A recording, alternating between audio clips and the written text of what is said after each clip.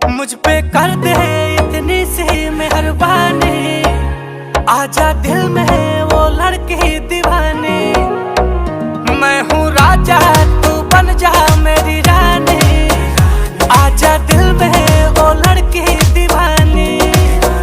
तेरा प्यार है जैसे प्यास है को पानी, आजा दिल में वो लड़की दीवानी।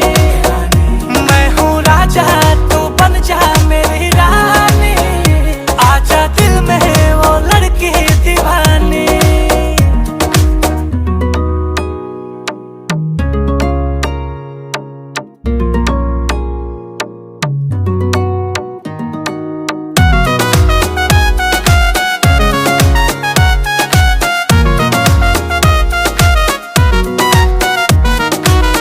रूप सुहाना तेरा दीवाना,